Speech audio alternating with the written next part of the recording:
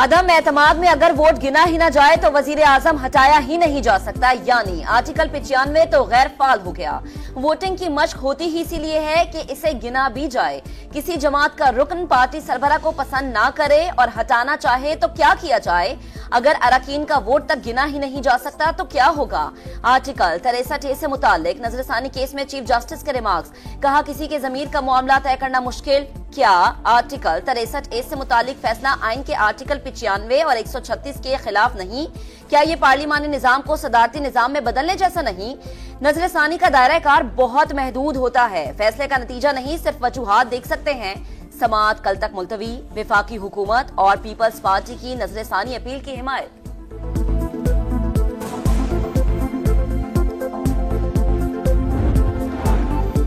Article 63 नजरसानी case, justice Munib की जगह justice Naeem Akhtar Afghan bench में शामिल। फैसला प्रैक्टिस एंड प्रोसीजर कमेटी ने किया। जस्टिस मंसूर अली शाह के इजलास में अदम शिरकत, बेंच का हिस्सा बनने से भी इनकार किया। चीफ जस्टिस ने रिमार्क्स दिए। जस्टिस मुनीब अख्तर से बेंच का हिस्सा बनने की दरख्वास्त की गई, मगर उन्होंने दोबारा खत लिखकर अपना पुराना मौकिफ दोहराया। जस्टिस मंसूर अली शाह ने भी इनकार किया।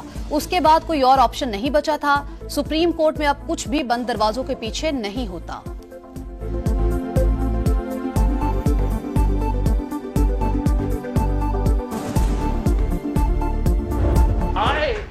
Both Justice Faiz Issa and Mansoor Ali Shah in the highest regard. दोनों जज साहिबान के किरदार है, मेरा कोई एतराज नहीं होगा कि उनमें से जो भी आए और कॉन्स्टिट्यूशनल कोर्ट पे बैठे। I have no issue. हमने 30 साल की जद्दोजहद के बाद ये सोच समझ के फैसला लिया कि आईनी अदालत बनेगा। ना हमारा एस्टैब्लिशमेंट को होली काव बनना चाहिए, ना हमें किसी जज को समझना चाहिए कि वो होली काव है। भाई, आईनी अदालत जरूरी और मजबूरी, ना बनी तो नुकसान होता रहेगा। हर जगह से मुकद्दस गाय का तस्वुर खत्म करना होगा। बिलावल भुट्टो का ऐलान, अदालती इस्लाहात के लिए कोशिशें जारी रखने का अज़्म। कहा मौजूदा चीफ जस्टिस के लिए जिद्दोजहद नहीं कर रहा। काजी फाइज ईसा या जस्टिस मंसूर अली शाह में से कोई भी आकर आईनी अदालत में बैठे, मुझे कोई मसला नहीं। आप अपने खानदान वालों और दोस्तों को जज बनाना चाहते हैं, कमरों में बैठकर एक दूसरे से सेटिंग करते हैं। जजिस की तकर्रुरी हुकूमत या अदालत को नहीं, पार्लिमान को करना चाहिए। कैसे कह सकते हैं आईनी अदालत नहीं मानेंगे? जो आइन में होगा वो मानना पड़ेगा। कुछ लोगों का एजेंडा एंटी फाइज ईसा है। इदारों को सोशल मीडिया के मुताबिक नहीं, अवामी उमंगों पर चलना चाहिए। किसी जज में हिम्मत नहीं थी कि आमिर के इक़दामात को गैर आईनी कहता। 63(1)A इसलिए रखा कि पार्लिमान के रुकन को गुलाम नहीं बनाना चाहते थे। पार्टी के खिलाफ वोट पर ज़िमनी इलेक्शन के लिए जाना पड़ेगा, मगर उमर अता बंदियाल की अदालत ने अपना आइन बना दिया। क्या इसी सोच को आगे लेकर जाएंगे?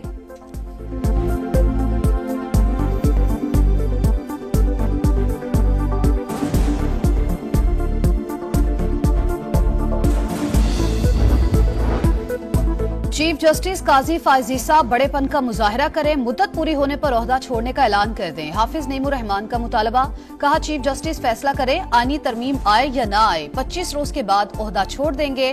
इससे आईनी मामला दुरुस्त हो जाएंगे।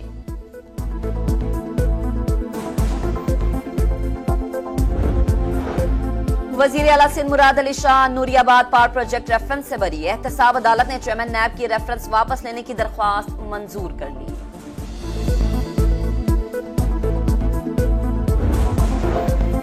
हुकूमत का बलूचिस्तान और खैबर पख्तूनख्वा की सूरत हाल पर सियासी जमातों को एतमाद में लेने का फैसला। स्पीकर अयाज सादिक ने तमाम पार्लिमानी लीडर्स को कल मदऊ कर लिया। सिक्योरिटी इदारे ब्रीफिंग देंगे। सियासी रहनुमाओं से सिक्योरिटी सूरत हाल की बेहतरी के लिए तजावीज ली जाएंगी। लोग पार्लियामेंट में अपनी जिम्मेदारी क्यों नहीं अदा कर रहे? दरख्वास्त गुजार सेनेट का मेंबर है, वहां पर मामला क्यों नहीं उठाते? कौमी जरगा बना दें, तमाम सियासी जमातों को बिठाएं, मसले को हल करने की कोशिश करें। अदालत पॉलिसी मामलात में मुदाखलत नहीं करेगी। सेनेटर एमल वली खान की दहशतगर्दों की दोबारा आबादकारी के खिलाफ दरख्वास्त पर पेशावर हाईकोर्ट के रिमार्क्स।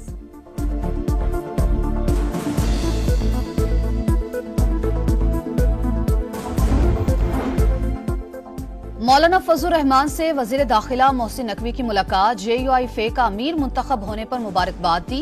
कहा पार्लिमान की बालादस्ती और जमहूरी इक़दार के लिए फजलुर रहमान का किरदार काबिल तहसीन है। JUI ने उसूलों पर मबनी सियासत की। मुख्तसर हुक्म के 6 माह बाद तफसीली फैसला दिया, इस पर तारीख भी नहीं डाली। अगर जजेस रूल्स को फॉलो नहीं करेंगे तो कौन करेगा? दूसरों का एहतसाब करो लेकिन अपनों को ना पूछो। फैसले पर तारीख न होने से अवाम के हुकूक मुतासर होते हैं। फहमीदा मिर्जा के कागजात नामजदगी मंजूर होने के खिलाफ अपील पर चीफ जस्टिस के रिमार्क्स।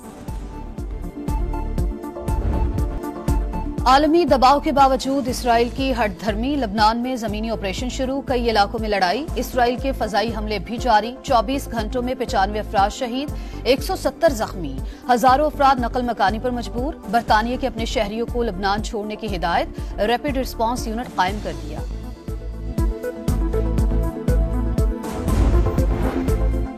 अमेरिका का मशरक़ वस्ता में इजाफी फौज भेजने का ऐलान। पेंटागन के मुताबिक चंद हजार इजाफी फौजी और लड़ाका तैयारे भेज रहे हैं। जरूरत पड़ी तो इसराइल का दिफा भी किया जाएगा। अमेरिकी वजीर दिफा का इसराइली हम मनसब से राबता।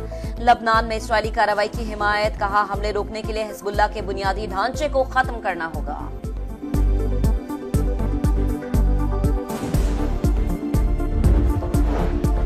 तुर्की की अक़वाम मुत्तहिदा से इसराइल के खिलाफ ताकत के इस्तेमाल की सिफारिश। रजब तैयब एर्दोगान बोले, खित्ते में आग भड़क रही है, दुनिया मजीद खामोश नहीं रह सकती। सेक्रेटरी जनरल अक़वाम मुत्तहिदा की भी लबनान में जमीनी ऑपरेशन की मुखालफत, कशीदगी कम करने पर जोर।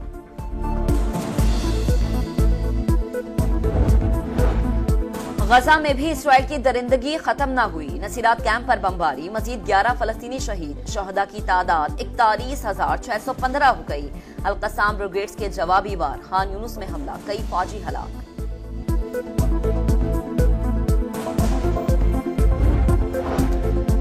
पाकिस्तान और चीन आहनी भाई, स्ट्रेटेजिक शराकतदारी वक्त के साथ मजबूत हो रही है। दोनों सी पैक की कामयाबी के लिए मुकम्मल तौर पर पुरज़्म हैं।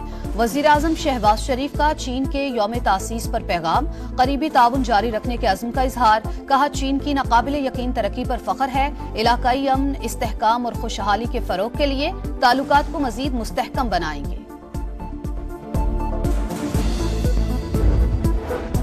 मॉस्को में पाकिस्तान रूस ट्रेड एंड इन्वेस्टमेंट फोरम का आगाज, पाकिस्तान से 70 कंपनीज की शिरकत। विफाकी वजीर सरमायाकारी बोर्ड, मवासलात और निजकारी अब्दुल अलीम खान बोले, पाकिस्तान में industrial machinery, hi-tech equipment, tractors और ज़रई आलात की मार्केट है। दोनों मुमालिक में मुश्तरका कारोबारी सरगर्मियों और ज्वाइंट वेंचर्स का बड़ा स्कोप है। बिजनेस टू बिजनेस सरगर्मियों में इजाफा चाहते हैं। तिजारत और बरामदात का आइंदा 5 बरसों का रोड मैप तैयार है।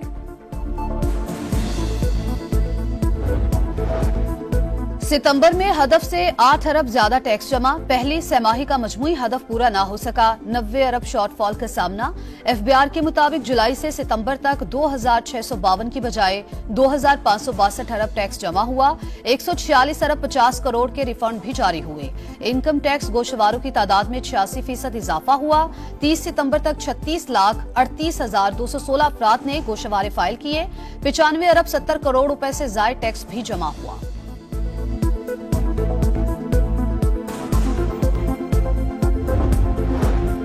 पंजाब हुकूमत से PNIL का मुकम्मल रिकॉर्ड 10 रोज में तलब। लाहौर हाईकोर्ट ने रिमार्क्स दिए, देखना चाहते हैं कि क्या इस लिस्ट में क्रिमिनल लोग हैं या सिर्फ सियासी।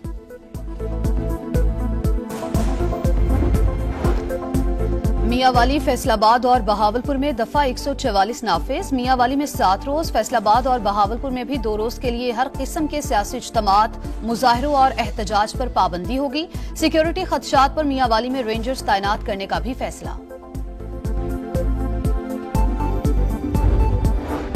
कराची में हॉक्सबे के करीब गोदाम में आग लग गई। रेस्क्यू और फायर ब्रिगेड की 10 गाड़ियां इमदादी कामों में मसरूफ। आग को फैलने से रोकने की कोशिशें।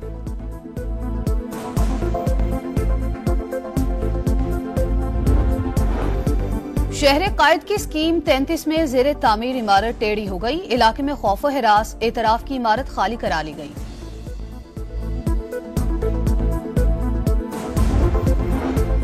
इंग्लैंड के खिलाफ टेस्ट सीरीज, 8 खिलाड़ी फिटनेस टेस्ट में नाकाम। मोहम्मद रिजवान, सऊद शकील, नुमान अली, मीर हमजा भी मुकर्ररा हदफ हासिल न कर सके। कौमी स्क्वाड आज मुल्तान में रिपोर्ट करेगा। कल से प्रैक्टिस का आगाज होगा। इंग्लिश टीम भी कल मुल्तान पहुंचेगी। पहला टेस्ट 7 अक्टूबर को शेड्यूल है।